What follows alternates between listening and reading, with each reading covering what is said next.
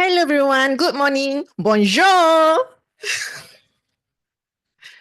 Thank you for joining our TeaTalk knowledge sharing session today. So today we have a very special guest, Professor Guillaume Ferrer. Is that correct? Yes, good. Thank you. So Professor Guillaume came all the way from France today, and he's going to share with us the title of Direct to Cell Communications. Houston, we have a problem. So let's hear from Professor Guillaume. Okay, thank you. Thank you for this nice introduction. So hello, everyone. So as it has been precise, my name is Guillaume Ferré. I'm from University of Bordeaux in France, and it's a very great pleasure for me to give you this talk today. This talk is entitled Direct to Cell Communication, Houston, we have a problem. And you will see why I precise Houston, we have a problem at the end of my presentation, in fact. So I keep in mind that I have to ask you a question during my presentation. So no, don't be afraid, my question will be very simple. So let's start with a very quick introduction of me and also where I come from. So here you have, for those that are not here, on the right side of the slide, you have a picture. This picture is the picture of our building laboratory, my building laboratory, which is the IMS laboratory. And in this building, I perform research activity on signal processing for telecommunication. So this is, as you can see, the world map. And just to precise where is located France, if you are not familiar with this. So France is located here in the west. Oh, okay, it's tactile in the west of Europe. And I'm from a town which is in the southwest of France, located here, and this town is Bordeaux. So Bordeaux is a famous place of wine. Okay. Oh, I could ask a question. What means Bordeaux for you? The wine. Okay. So you're familiar with this. So Bordeaux, so it's a typical view of France with a very most famous things.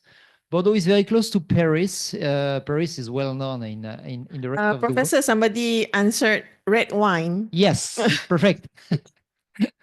But we have also a good white one and also champagne.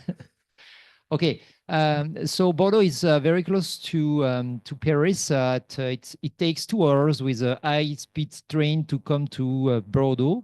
So if you want to visit a very, very beautiful place in France, I can ask you and I invite you to come in Bordeaux. And you have an ambassador of France here, Schaeffel. Okay. So concerning my research activity and also teaching activity, because I'm full professor at the University of Bordeaux. Okay, I precise University of Bordeaux because in France you have to say it that education is particular. We have 2 ways. If you want to obtain a master's degree in France, you can go on 2 different ways. You can go to the university and you can also go to the engineer school. Okay, so it's separated way. And I'm from, I teach in an engineer school. Okay, by the way. So this is the a very simple framework of my research activity. So I consider this kind of system where you have several transmitters that want to exchange information to one or several receiver using a media between the transmitter and the receiver, which is the propagation channel. So what kind of problem I'm interested on? In fact, I describe mathematically the different signals exchange and the problems. And I develop algorithm in order to estimate parameters that is of interest for me. So this parameter could be the information that we want to extract. It could be a position when I interest when I work on a radar system, and so on and so on. Um, as a as a professor, we have to publish a paper.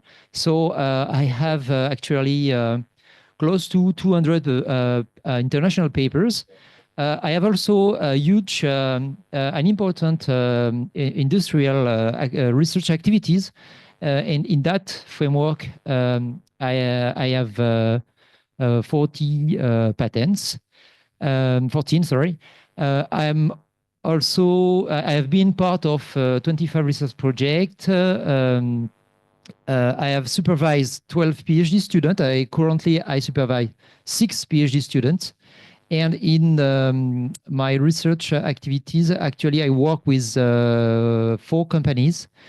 The first one is Eutelsat, a French and Italian company that develop satellite constellation for communication. Also, I'm working with NXP, Thales, and Schlumberger in a different project. When you are a professor, you have to be, you can be part of institution, and I'm involved in two, mainly in two society, IEEE society. The first one is the Communication Society, and the second one is the Circuit and System Society. In this society, I'm used to publish in the flagship conference, but also I'm a member of TPC and organization committee in different conference. Okay. So let's go to more deeper in the presentation. So this is the summary of my presentation. First of all, I will give you an introduction of the problem that that will be concerning during this talk. Then before going on the space, let's keep our feet on the ground in order to have a clear view of how we can manage a communication. And there is no magic things, in fact, when we want to communicate.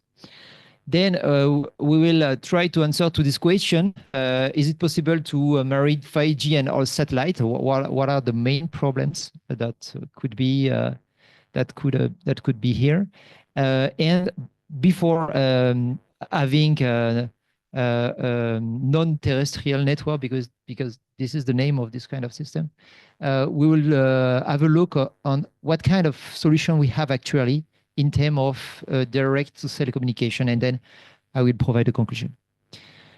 Okay, so why we are interested to perform a direct to cell communication? Okay, I have to precise that what means direct to cell communication. It's a communication which is, as it is explained, which is communication direct between a satellite and a cell phone, okay, without no ground station, without no base station, okay. It's a direct communication, okay.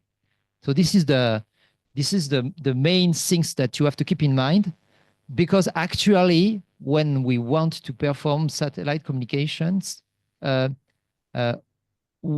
systems use sometimes ground station if you obtain the information on a cell phone. Okay, why direct to cell communication?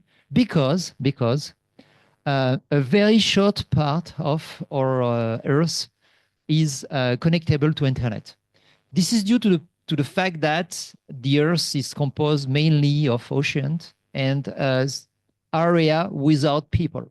And for an internet provider, there is no sense to provide internet where there is no people. Okay, but sometimes it can be one people somewhere with a smartphone in his pocket and if there is no internet connection or no connection, no networks, the smartphone is not useful. Okay, just to take picture, but you cannot obtain a message.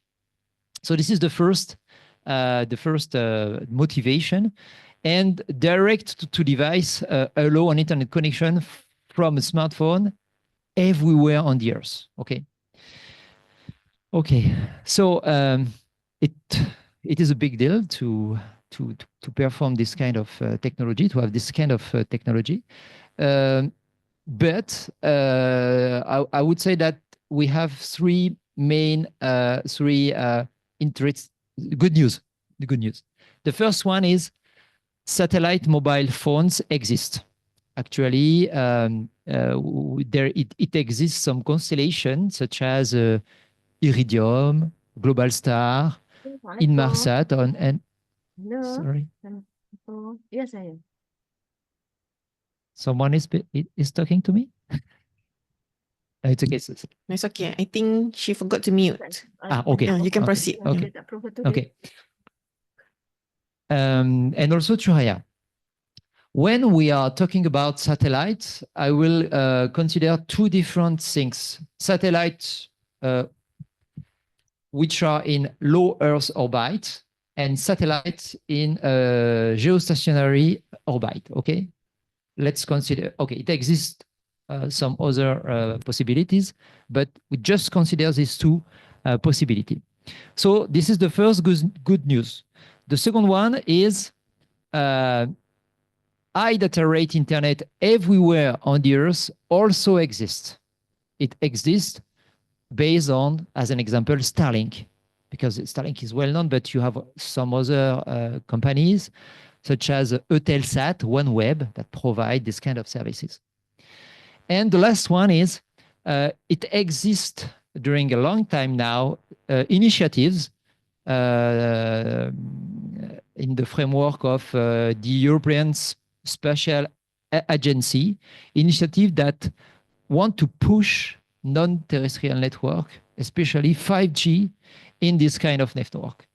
And also 3GPP introduce the non-terrestrial network things since the release 16. Okay, and actually it is completely introduced in the release 18. Okay. So actually, where we are in terms of direct to cell communication, because there is some smartphones that are able to perform this kind of communication. Okay, let me give you this example. So, question. This is the direct to cell communication of what kind of smartphone? This is okay. Okay, and do you know it's from which version of iPhone?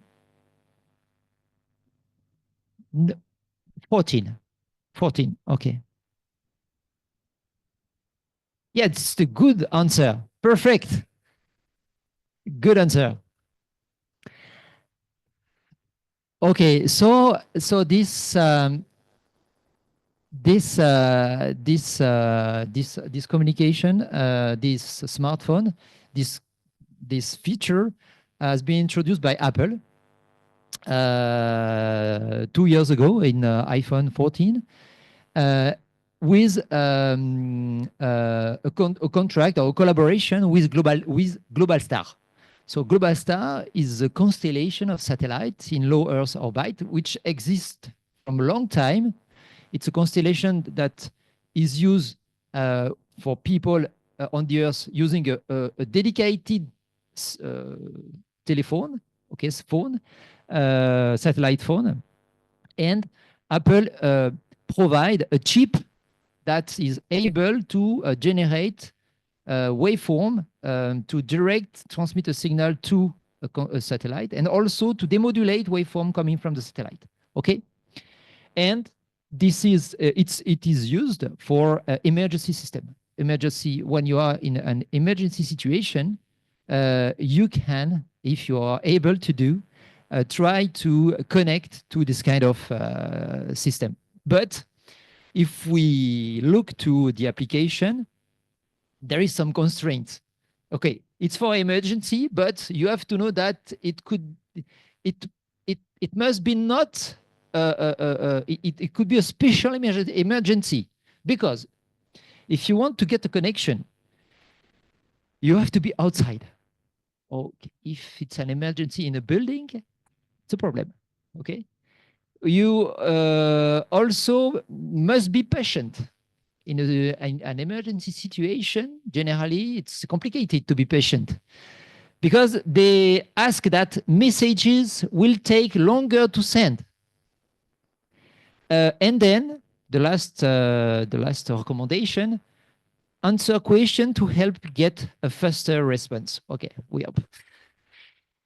And if you want to establish the communication, due to the fact that it's a communication with a low Earth orbit satellite, in fact, you have to be able to follow the satellite with your smartphone in order to make a stable connection, because the satellite is not a geostationary satellite. So you have to follow the satellite. So let's imagine the emergency situation where you must be able to do all these things. Okay. So, by the way, it works. It's a first step in the non-terrestrial network and direct-to-cell communication. And they were, Apple, the first to provide commercial things like this. Okay.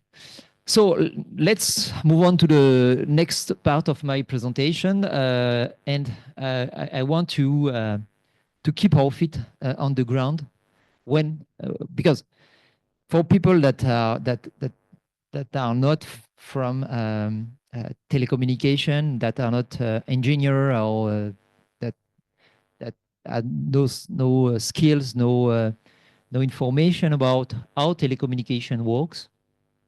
Generally, they are far from the difficulties or the constraints that we have to respect to perform this kind of system.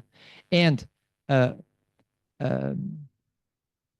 if we want to be able to establish communication like the communication that I'm talking about, believe me, it's a very complicated engineering things to do, due to the fact that it's a problem of device, because we have a device where we want a device very small, that consume not a lot of power, and so on and so on. Okay, as a human, we put a lot of constraint in the engineer in order to develop the system. Okay, and this is the main problem, in fact, because in terms of what is the main problem okay, it's a question, probably a little bit hard. What is the main problem in a communication system when we want to develop a communication system? What is where is the main problem, the main drawbacks? What we have to fight again? Where is the main problem? Sorry. No. Yeah, good answer. No, it's not what I expect, but it's very close to what I expect. The main problem is the propagation channel. So it's like the geography. It's the propagation channel that imposed how you will design the communication system. Okay, and in a satellite communication, the propagation channel is not a big deal. It's for those which are familiar with this kind of model, it's a model where the channel is non-frequency selective and where the only distortion, okay, the main distortion is the noise of the receiver. That's all. There is no multipass channel as we have, for example, for terrestrial 5G. Terrestrial 5G, the problem, what is the main difficulties when we develop terrestrial communication? The main problem is when the symbol rate of the communication is going to be more important than the coherence bandwidth of the channel. In that situation, the channel comes selective in frequency. It means that it will block the orthogonality of the symbols that are transmitted, and then you will have to compensate the channel by developing some dedicated algorithm in the equalization part of the receiver. And the more important is the symbol rate when you perform an horizontal communication on the Earth, the more important is in the symbol rate, the more selective will be the communication channel. And the more complicated will be the physical layer to establish or to realize, okay? But we have a magic techniques to compensate this kind of channel, whatever the selectivity. And this magic technique is the UFDM, orthogonal frequency division multiplexing techniques. When we use this kind of technology techniques of modulation, in fact, whatever the selectivity of the propagation channel, we are able to easily equalize the propagation channel, whatever the selectivities. Okay, this is the main reason why UFDM is the communication technology of 5G and also in 4G and in terrestrial digital TV and so on and so on. In Wi-Fi, it's based on UFDM. Okay, because it's very easy to equalize the propagation channel. Okay, okay, let's go keep our feet on the ground. Okay, so let's go back 50 years before the Soviet Union began its conquest of space with this. Okay, next question. What is this? Yes, perfect. This is Sputnik. Sputnik, the first satellite that have been launched by the Soviet Union in the beginning of in the close to 1950 50 year. Okay, so let's move on 50 years before these things, and we learned two principal things in this period. We learned that to communicate, we need, well, it seems to be evident, but at this time, no. To communicate, we need two things. The first one is we need hertz. Hertz, and it will be noted W in my presentation. And we also need power. We also need power. And power will be inserted in this variable, which is the signal to noise ratio at the receiver. Okay. So to communicate, we need these two things, power and hertz. And this, it has been completely formalized by the two pioneers of communication guys who are, okay, the final question, okay? Who is the guys on the left? Who is these guys? No. Well-known guys in digital communication. You don't have to, you cannot take a picture. No, you can. But if it's to obtain the answer, I'm not agree. Okay, so okay, it's probably complicated. So on the left, it's Harry Nyquist. Okay? And okay, do you have the answer concerning the guys on the right? Who is the guys on the right? Well known. He gives the principle of digital signal processing. A well-known theorem, the theorem of Shannon. This is Shannon, Claude Shannon, okay? The digital signal processing theorem that I mentioned is the theorem that explains that if you want to digitize a signal, you need to use a sampling frequency which is greater than 2 times the maximum frequency of the signals. If you do not respect this condition, you will have aliasing in the spectrum. Okay, so this is the two, for me, the most important people in digital communication. Harry Nyquist, in a publication, explain that or demonstrate that if we want to transmit an information with a symbol rate ds of ds symbol per second, if we want to be able to retrieve the signal at the receiver, we need to consume a bandwidth which must be equal to the symbol rate. Okay, if we do not respect this condition, at least, it will introduce inter-symbol interference at the receiver. And concerning Shannon, so let's just look on the green variable, and then we will have a look to the alpha red variable.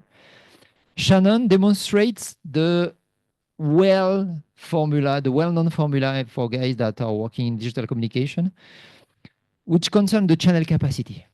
Channel capacity is in fact the maximum number of bits per second that you can transmit in a given channel with a bandwidth W at a signal to noise ratio SNR. And what it means, it means that if you use a bandwidth W, and if at the receiver the signal to noise ratio is equal to SNR, the capacity will be equal to W log to 1 plus SNR. And the capacity is the maximum number of bits per second that you can transmit, where you can hope to be able to retrieve all the bits without error. Okay?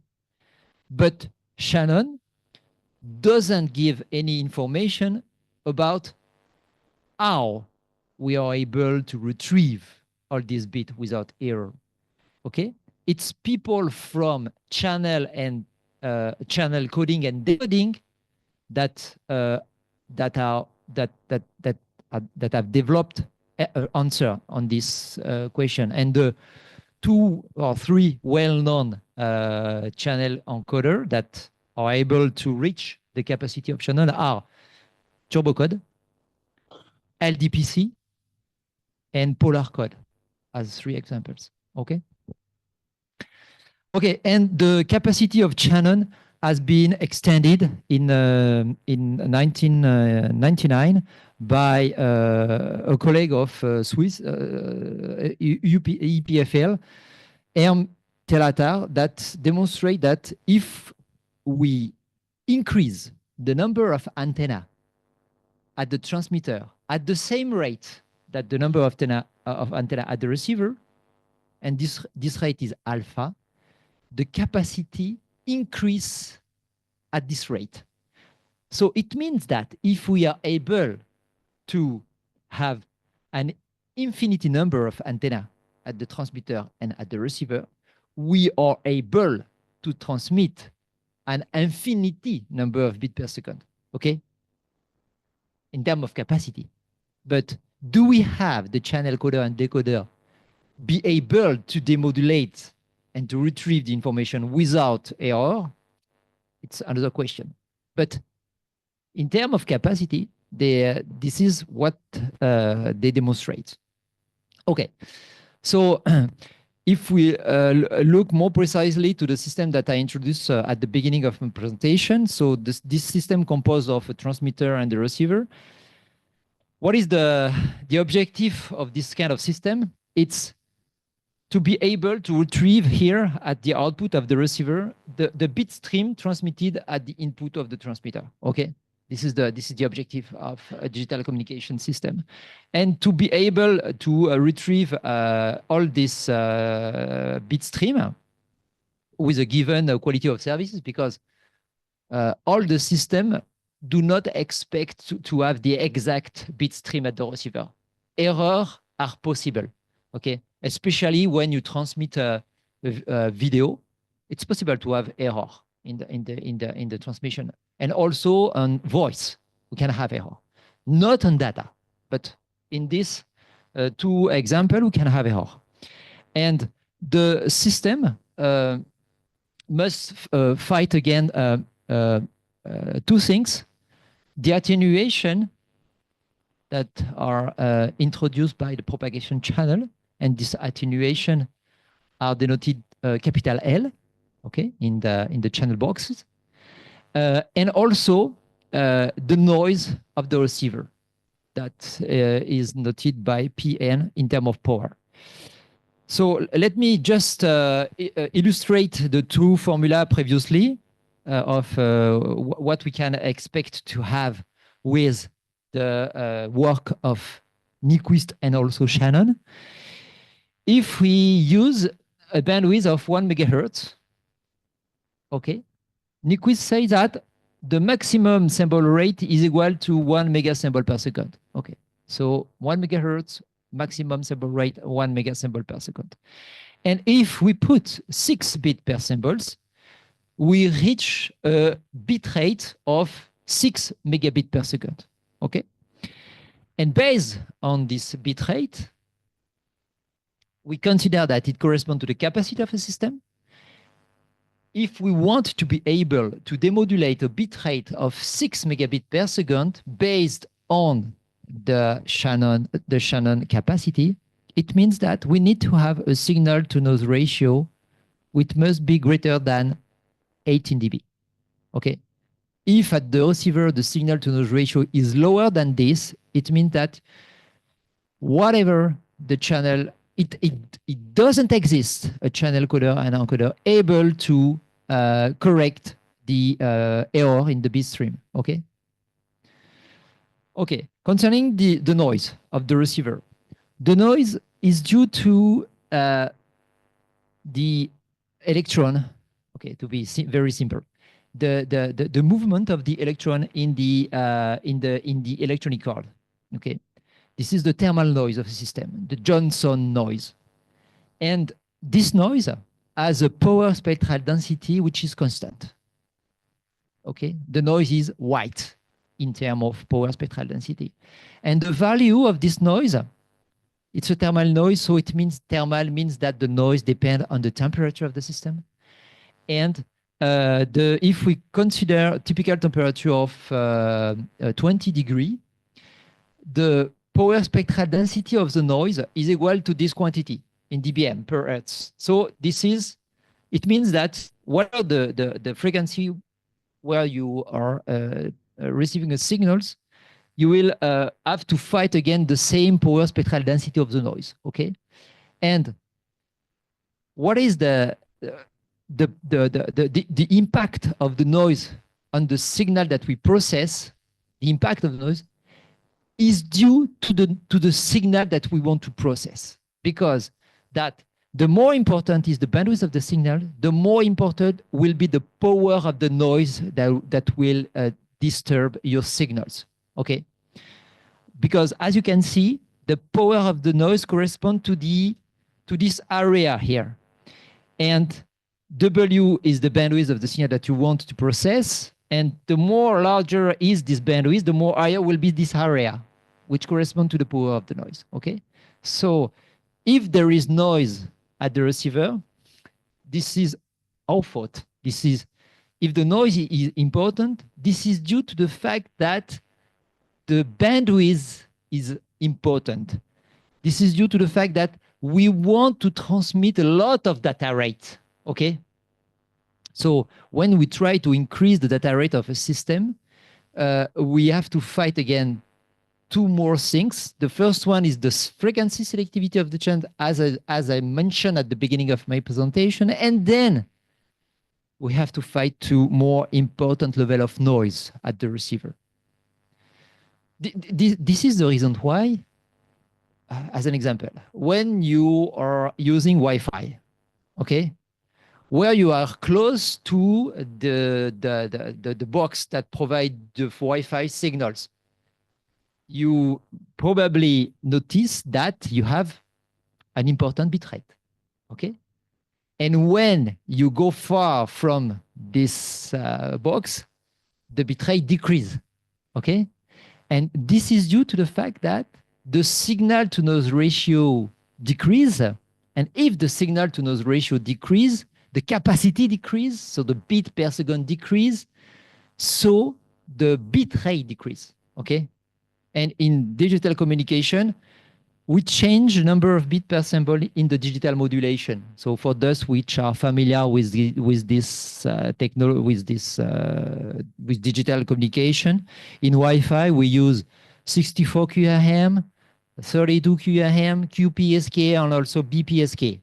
Okay, so by changing the number of bits per symbol, we are able to adapt the bit rate with respect to what Shannon and Nyquist say. Okay, and concerning the attenuation of a signal, if we consider a communication from a satellite to something which is underground, the main losses are the free space loss. Okay, so if we consider that we are in a far field of the antenna, the free space loss is function of the carrier frequency of the system, FC, and the distance between the transmitter and the receiver. Okay, so the more important is the distance. So the more important will be the loss, such as the same for the carrier frequency.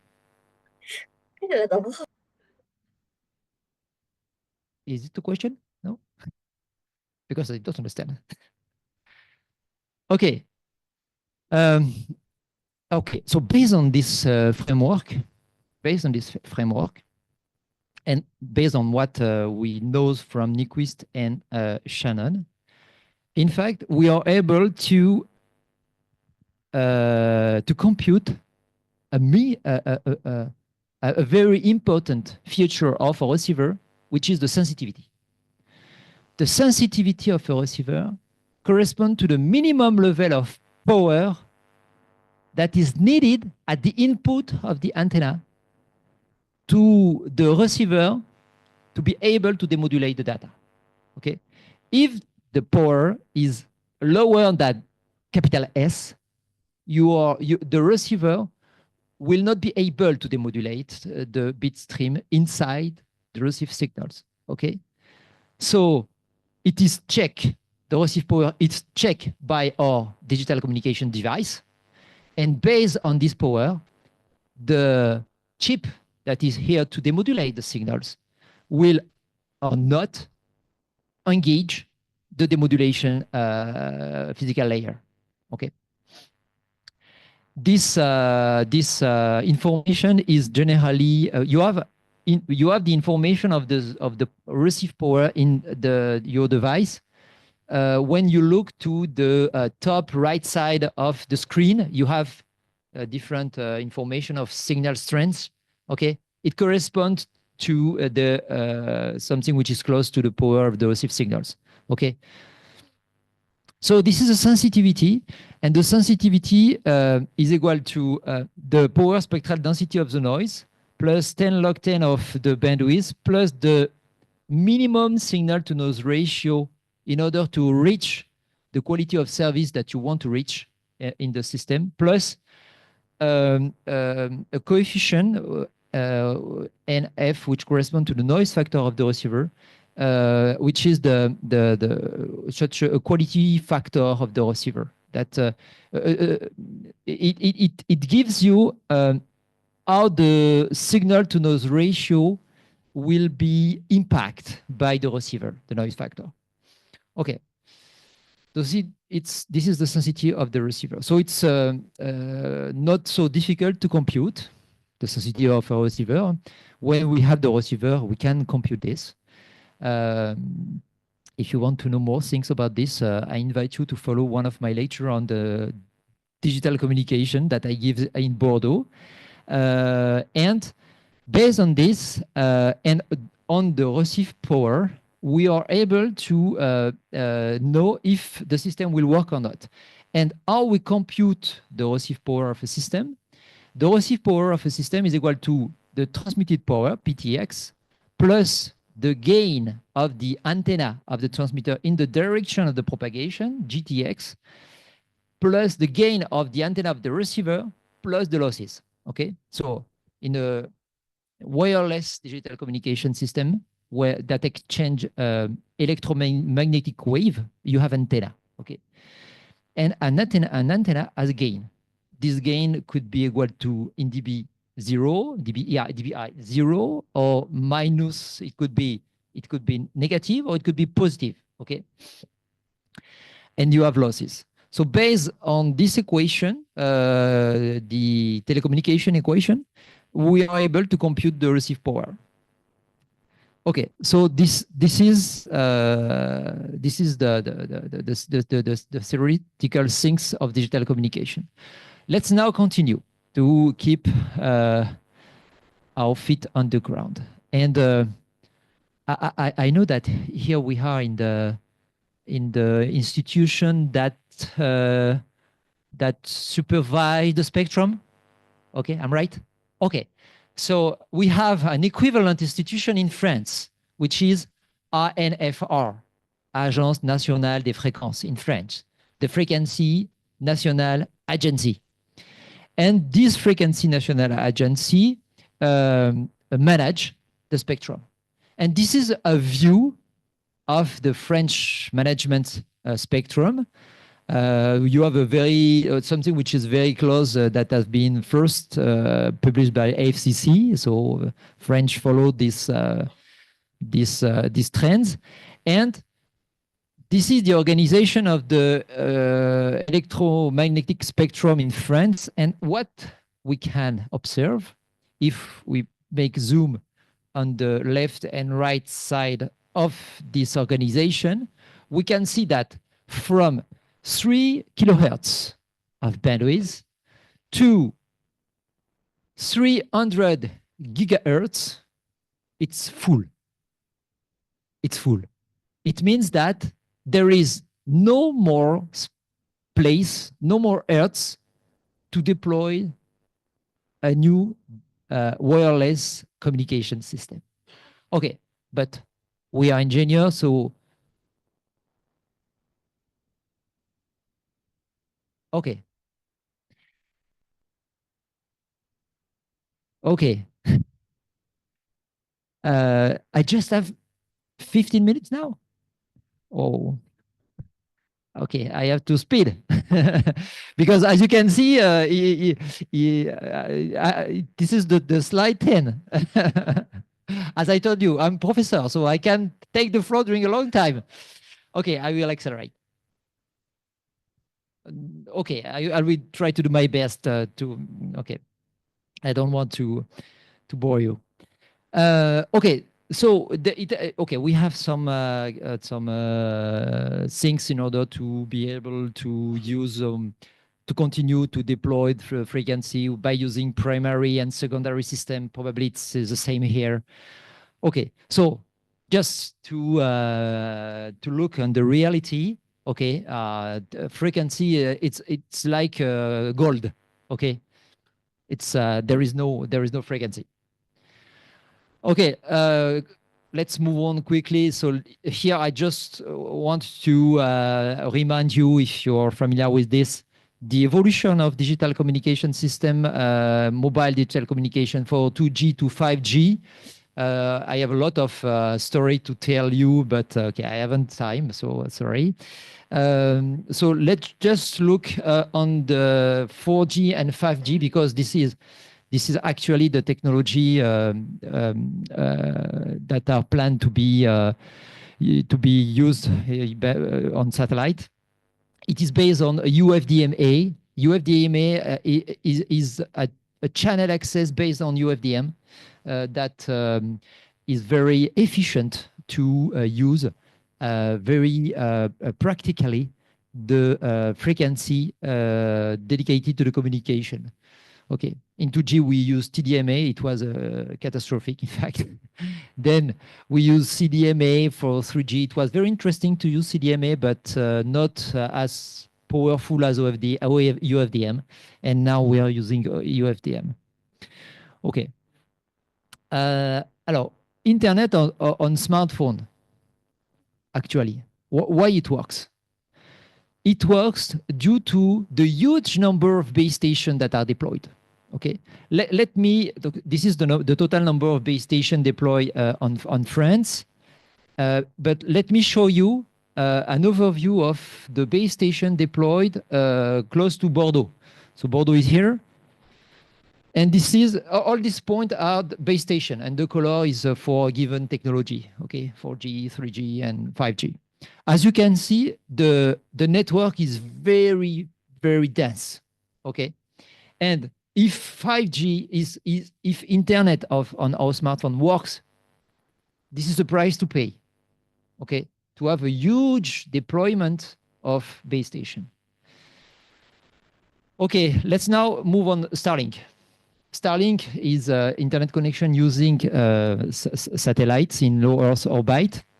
So we have to distinguish two things: the communication between the satellite and the ground station, and the communication between the satellite and the home. Okay, so let's focus on just this kind of communication from the satellite to the home.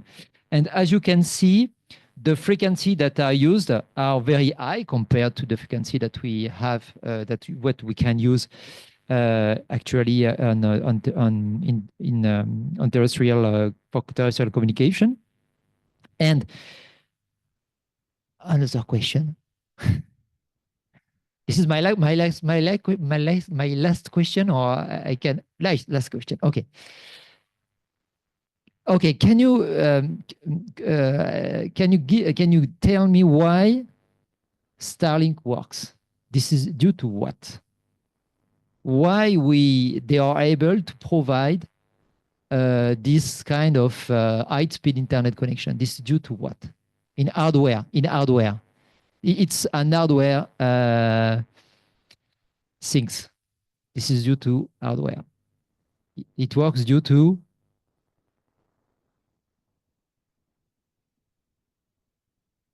okay, I can answer. I want a goodies.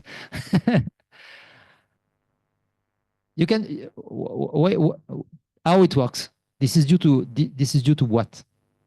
Mainly, it's very complicated, but without this, it cannot work. And this is the main problem that we have to face in terms of communication from satellite to cell phones. Okay, so nobody has an idea?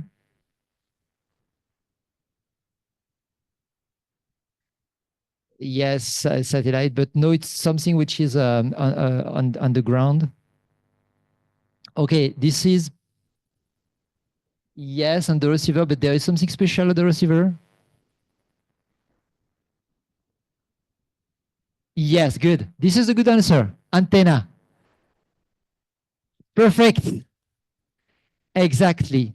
It works because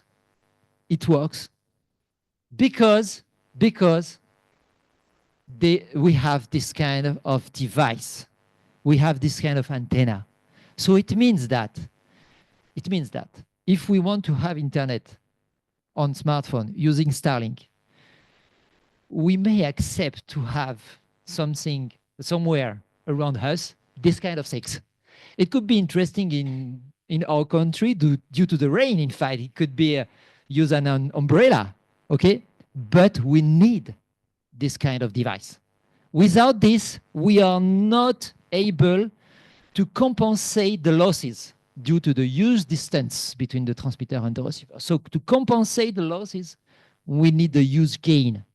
And we don't have this gain on a smartphone, okay? We don't have it because the antenna on the smartphone are completely integrated in the IC design, okay? And we don't want to see the antenna. We don't want to see the antenna, okay? If we want to see the antenna, okay, we can imagine something which will be not so challenging for the engineer to design. If we can imagine to have an antenna like this, okay, probably it will be more challenging to develop direct-to-cell communication. So the main problem is it works due to this. Okay, and it also works because the total number of satellites that are actually in orbit, for the 50% of the satellite actually in orbit are from the Starlink constellation. Okay, and it has been launched. It has been launched in 10 years. Okay, and the spatial activity in terms of satellite starts, as I told you, 60 years ago. Okay, and in 10 years, Starlink, based on the SpaceX, has been able to deploy all these constellations. Each point is a satellite, in fact, and this is the constellation of Starlink. All these points, and here you have different other constellation. This is the constellation of Amazon, which is here. Okay, so it works like this. Okay, let me just give you information about West in that can be that appear due to this huge number of satellites in orbit. Actually, there is approximately 7,000 of satellites of Starlinks in orbit, and it corresponds to an area of 4,000 square meter. Okay, a Starlink satellite. It's like it could be viewed without the solar panel, like a washing machine. It's like this. Okay, a US washing machine. It's like this. So if you put 7,000 satellites, 7,000 washing machine in a field of rugby like this, the area that will concern is like this. Okay, so if you put this satellite, this 7,000 washing machine, this is the area that is consumed by all these satellites. So it's not huge. Okay, it's not huge. So in the orbit where the satellites are, it represents less than this percentage of area. So it's not a big deal. It's like a bottle. It's like a bottle of water in the Mediterranean Sea. I don't know if you know where is the Mediterranean Sea, but the total number of satellites, okay, it's like one bottle of water in the Mediterranean Sea. It's not important because some guys are afraid with the total number of satellites that we have in orbit. It could be a problem one day. Yes, everything could be a problem one day. But in terms of area in orbit, it's not a lot, okay? I'm positive. I'm a positive guy. Okay. Another thing that I want to show you, and then I go very fast at the end of my presentation because I want to give you a message concerning the direct-to-cell communication. The last thing, but I give you some information, is that this is a typical smartphone that we have in our pocket. And this is satellite smartphone, okay? In terms of weight, let me give you the difference. This is the weight of this kind of smartphone. And the weight of this kind of smartphone or telephone is between this weight and this weight, okay? So there is a completely shift in mind that we have to do if we want to be able to perform direct to cell communication using actual smartphone. Okay. Okay. 5G and satellite. Is it possible to mix 5G and satellite? Yes, completely. And it has been demonstrated by Starlink. Starlink, I pass very, very fast on this. Starlink, it's not public, the physical layer of Starlink, but it has been reversed by one of my colleagues in University of Austin in US, which is Tom Humphreys. Tom Humphreys obtained funds from the government in order to work on how it can use the Starlink signals in order to enhance the geolocation system. So to perform some hybridation with GPS and also Starlink.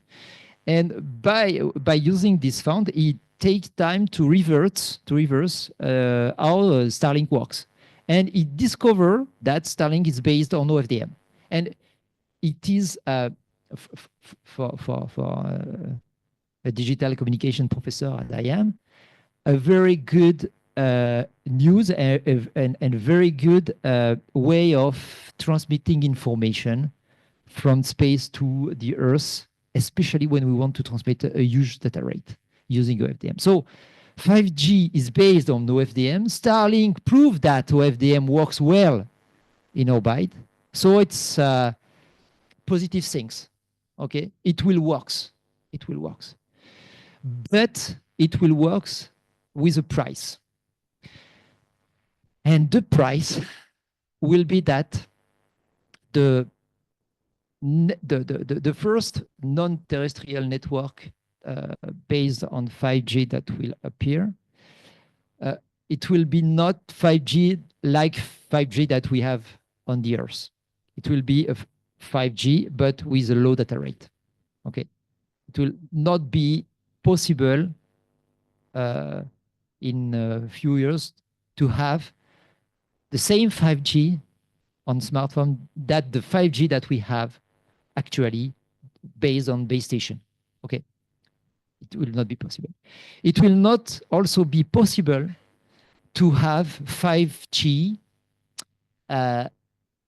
from satellite in an area where there is a lot of base station due to interference problems. Because the field of view of a satellite is very huge compared to the field of view of a base station. Okay, and the organization, the management of the channel will be very complicated for the provider of mobile communication.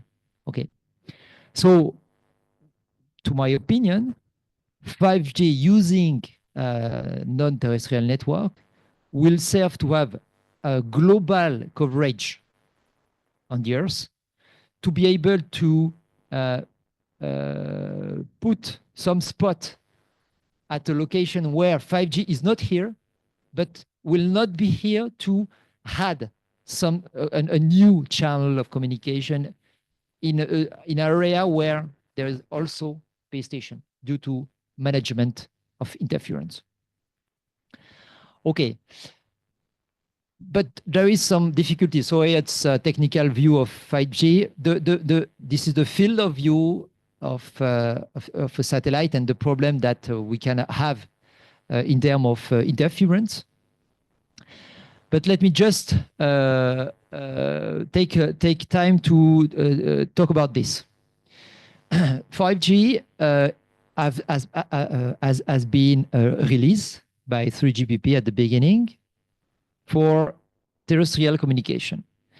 And in terms of physics, the relative speed between a transmitter and the receiver, or base station and a mobile on the Earth, it's not more than let's say 500 kilometers per hour.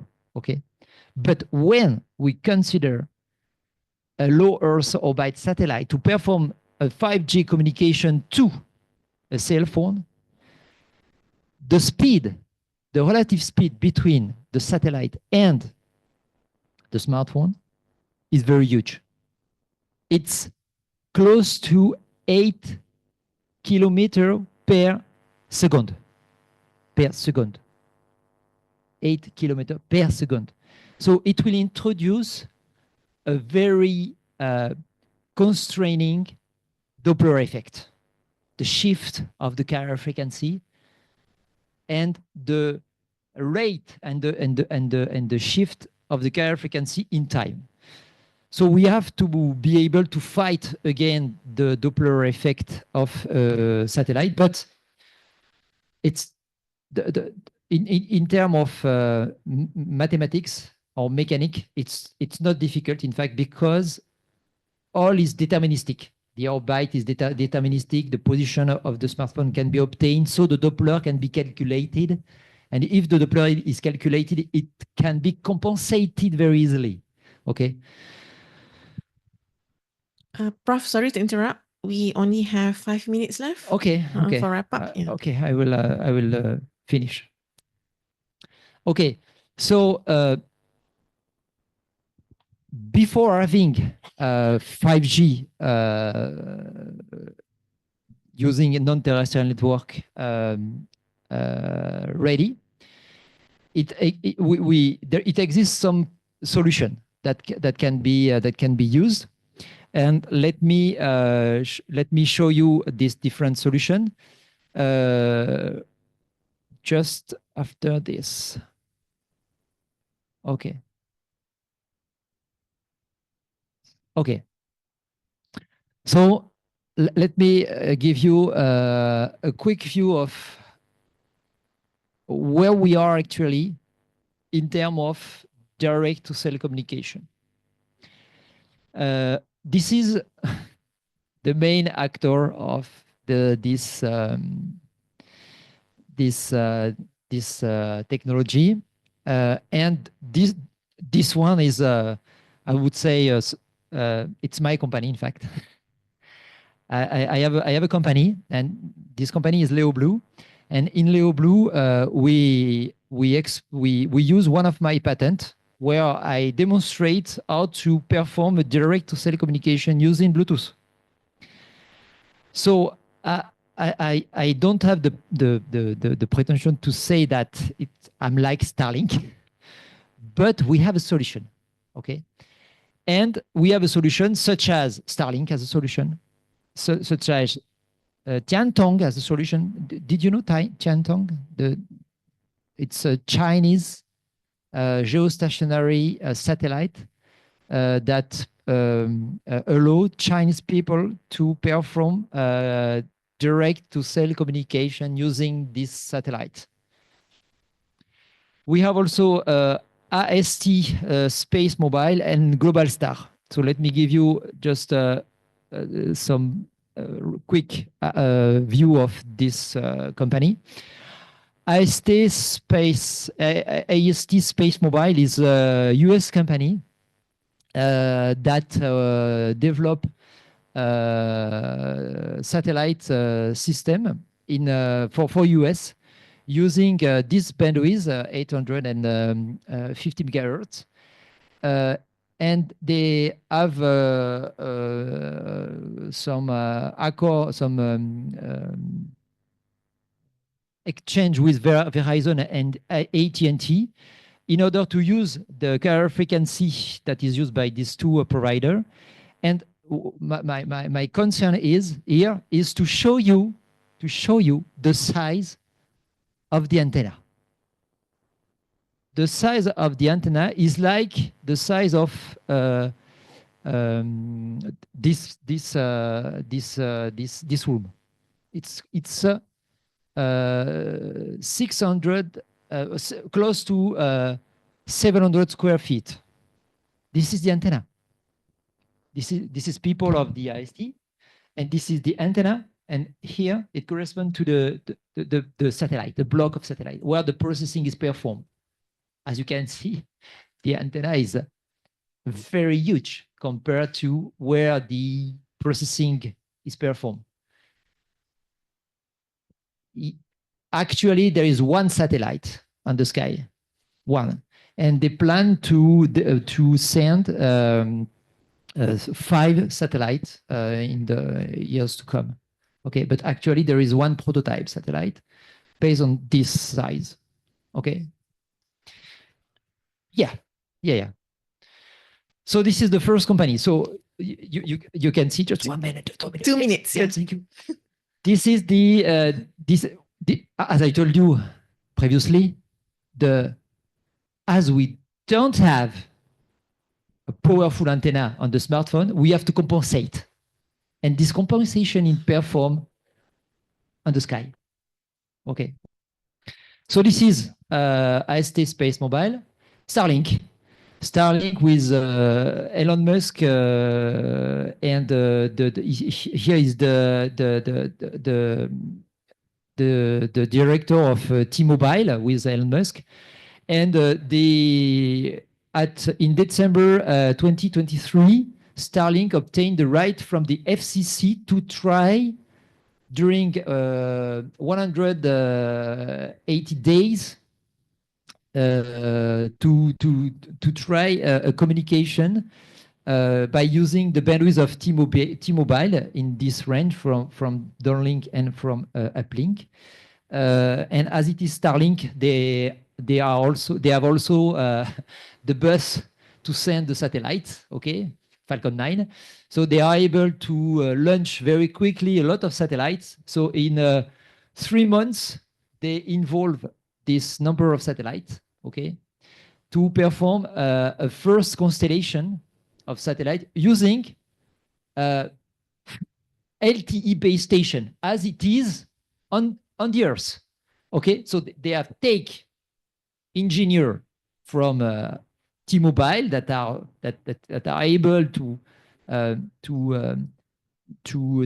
deploy LTE base station. They put the base station, they change the electronic in order to be space compatible, because when we are in space, there is a lot of problems in terms of radiation, as an example.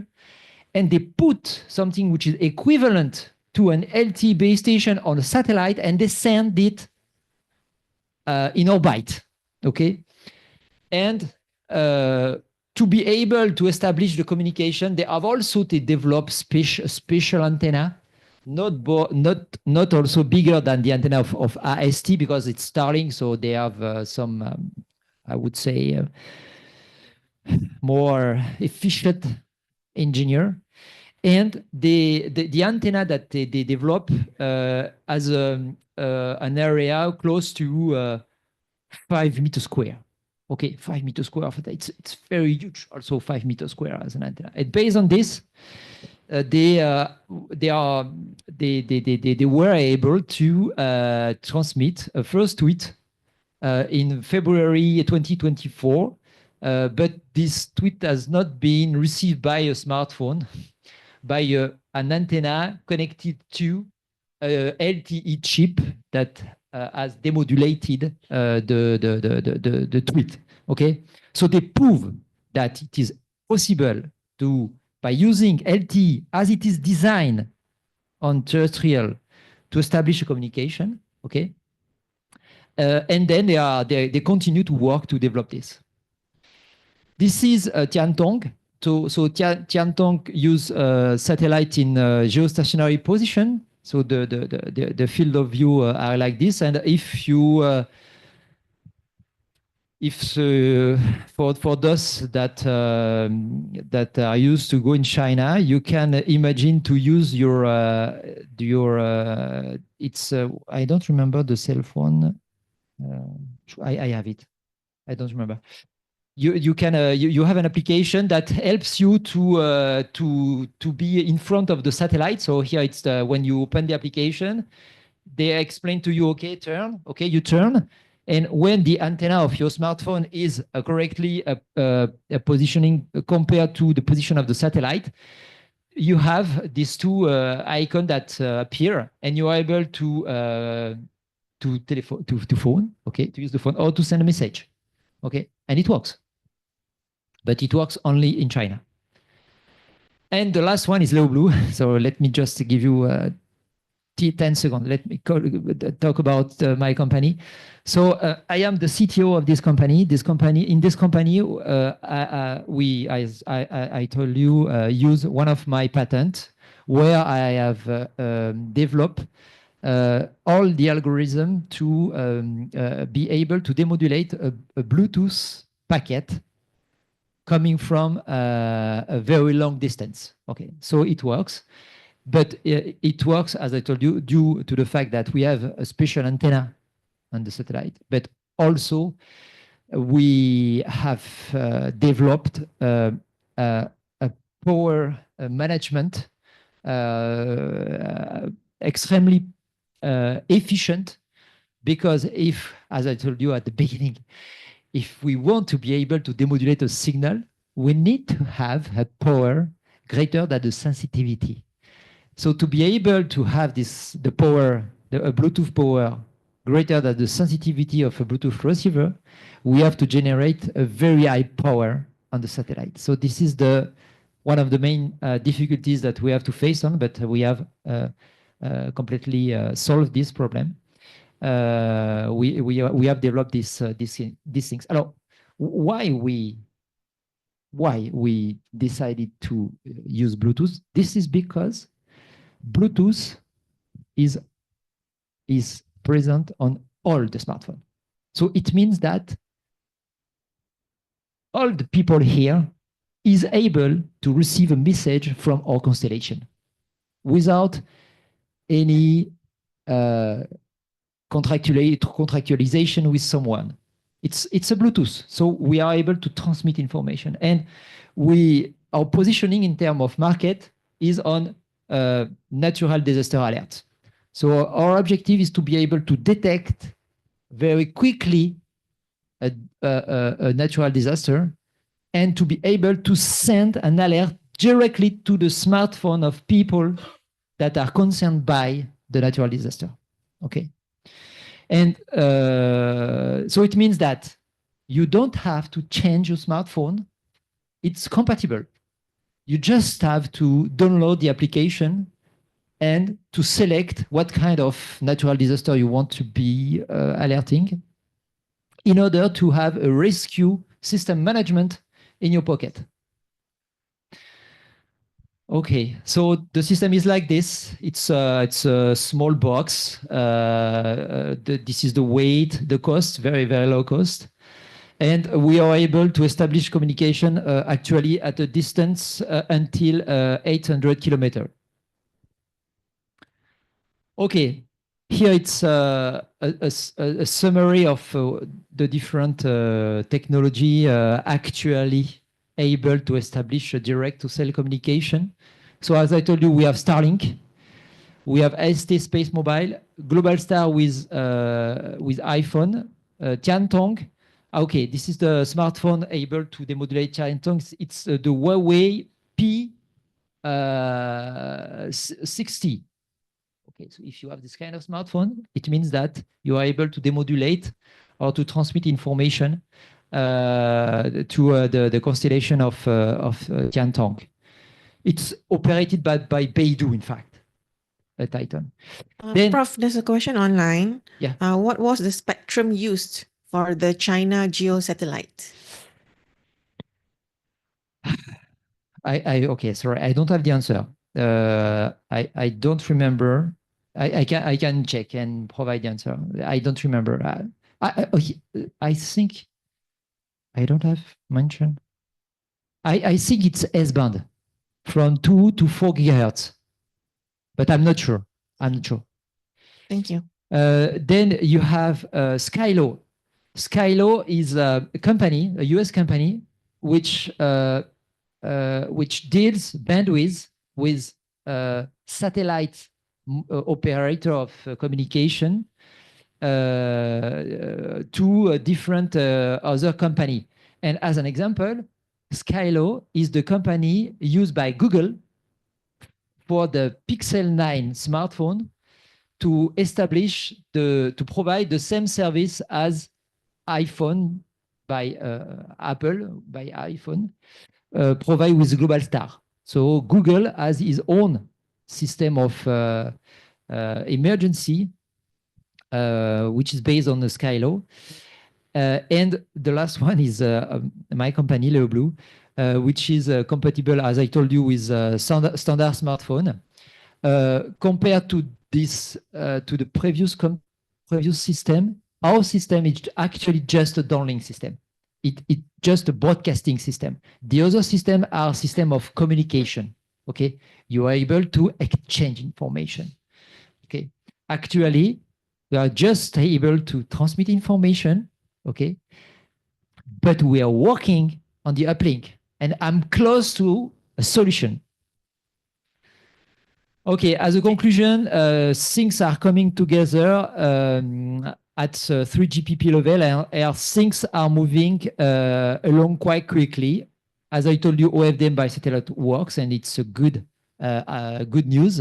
But we have a lot of constraint on the antenna, but it's not a problem for us. It's a problem for the satellite provider, I would say. There are still difficulties to be solved for the convergence of the network, terrestrial and non-terrestrial, mainly the interference. And to succeed, we need to be able to address a variety of challenges at the same time. And these challenges are technical, economic, regulatory, and also operational. And if you are interested in this topic, I encourage you to read this paper using 3GPP technology for satellite communication, published in June 2023, which is very interesting.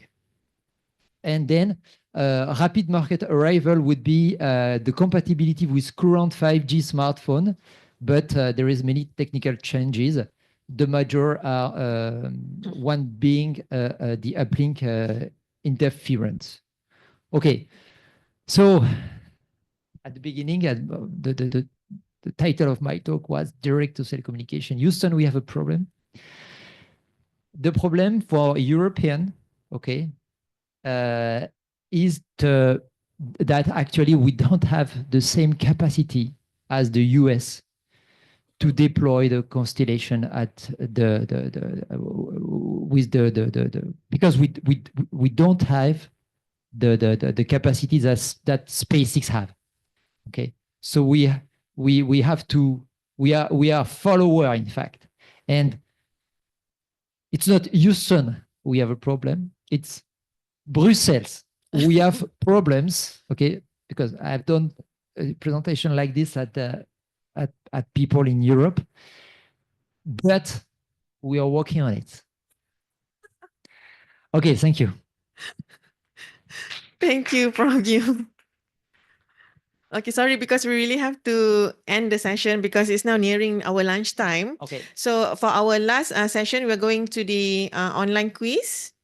But because we don't have the online due to issues, so we are going to have to ask you to throw away 5 questions for the attendees to answer.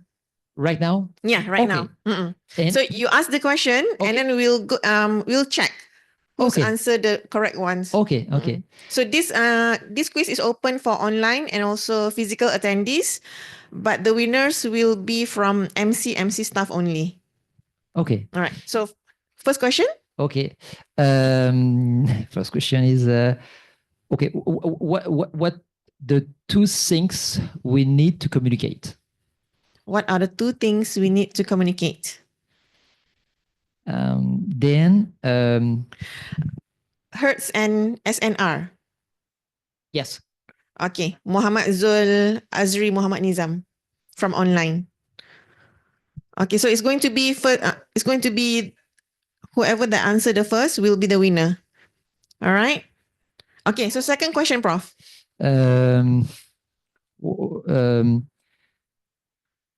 why the communication system provided by Starlink works. This is due to what? Antenna. Uh, This is the same question as Yeah, previously. same So question. sorry. Abdul Muiz Bashir. It's okay. At least we know that they are alert. Okay. Um, Question number 3. Question number 3. What is in terms of communication? What is the two main problems of low Earth orbit communication? What are the two main problems? Receiver antenna size, noise and interference. No. No. No. Interference is good. No. No. It's not transmitted. Doppler and FOV. Yes, good. Oh. Good. 379. 379. 379, can you please direct message me to let me know your full name, please? Doppler and field of view, yes. So the answer is Doppler and FOV. Beyond field of view, it's in fact interference, but it's completely linked. So it's good. Okay, question number 4. Question number 4. What kind of constellation use Apple to perform their emergency communication system? What kind of constellation? What is the name of the constellation they use? Geo. No, the name. Leo. No. Starlink. No. Global Star. Yes, Global Star. Good. Global Star. Abdul Muiz Bashir, tapi the same winner. It cannot be from the same winner. So another question, Prof. Another question. Yeah, to replace question number 4. Leo Blue is based on what kind of technology? Siapa? Physical attendees? William tadi dah menang kan? Okay, alright, yeah. Okay, so boleh. Okay, so question number 4, the winner is William. Okay, we go to our final question. The final one? The final one. The most difficult one.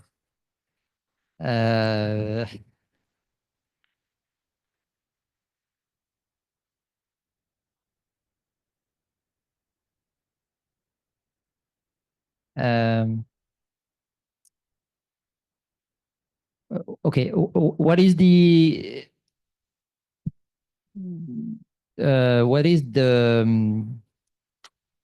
digital communication technique used in 4G and 5G? OFDM. OFDMA. Yes, OFDMA. Oh, Farhana Husna. Okay, congrats. So we got all. Okay, it's OFDM. The technique is OFDM, and the channel access is OFDMA. But if Mohammed also, if this guy's this guy is the winner. Which one? The OFDM. OFDM. Oh, okay. Sorry, Farhana. The winner is Muhammad Rizwan. Yes, OFDM is the channel access. It is based on OFDM, but the exact answer is OFDM. Okay. All right. So Muhammad Rizwan, you are the winner for question number 5. Congrats to all. Thank you so much, Professor Guillaume. Thank you. Thank you so much. Thank you for listening. Thank you to all our quiz winners. We will email to you after this session, and to all our attendees online and physical, we'll be sending a feedback form to all of you. We would really ask for your assistance for you to give us your honest feedback so that we can improve our session. And we know that we actually collected your name and staff ID for the feedback form, but no worries, for our reporting, we never actually shared your name and also your staff ID. So please give us your honest feedback. So to all MCMC staff, thank you so much for joining us, and also to the public, and especially to our speaker today, Professor Guillaume Ferrer. Perfect. Yes. Thank you so much. All right, everyone. Thank you. Bye. Thank you. Bye-bye. To our physical attendees, group photo, please.